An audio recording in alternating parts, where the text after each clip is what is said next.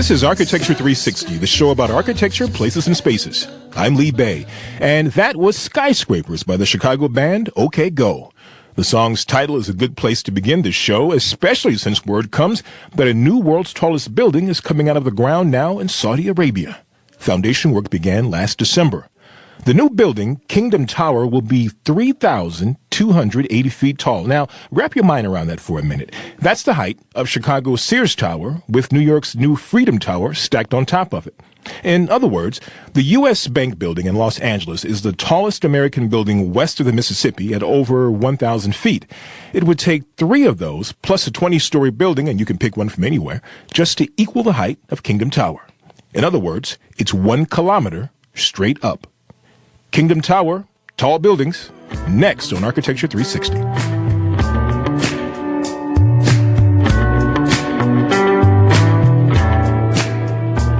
Let's go back a few years. This is Frank Lloyd Wright being interviewed by Mike Wallace in 1957 about his proposed mile-high building. Take a listen. As a mile-high skyscraper, and I'm told that you have had on your drawing board for some months now a mile-high skyscraper for which you have no buyers up to now. Past the drawing board some time ago. Past the drawing board. And there it is. Why in the world would you want to build?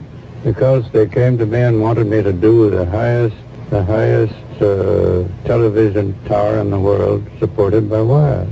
And that was a silly thing, I thought. So being able to build a mile-high building, I said, why not build it? Well, for what reason? You obviously would not want to build it just as a stunt, would you? No, the television tower would be... Proposed for Chicago, the tower would have been 5,280 feet tall, a mile high as opposed to a kilometer.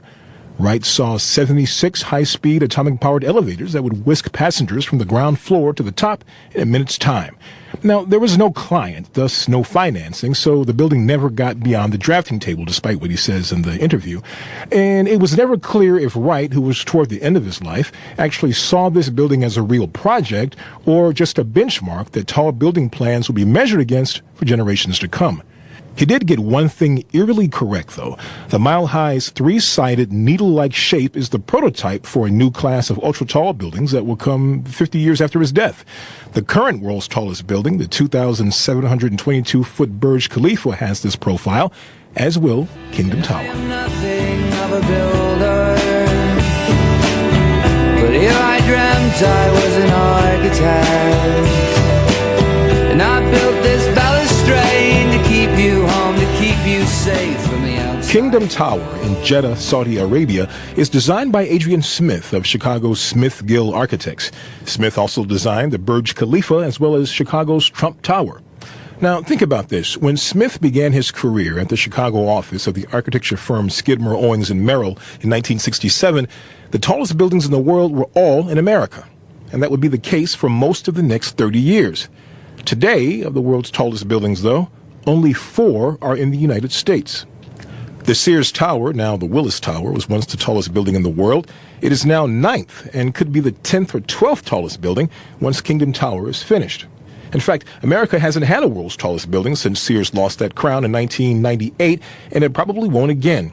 Sure, the FAA, for safety reasons, limits the height of tall buildings in the U.S. to 2,000 feet or less, and there are no oil-rich kingdoms in America with $1 billion or $2 billion at their disposal to fund projects like these. And unlike America's old-school world's tallest buildings, which were built often as corporate headquarters, the new generation of towers also have hotel, residential, and shopping components. And the residential is for the super, super rich. A unit in the Burj Khalifa will set you back $1,400 per square foot.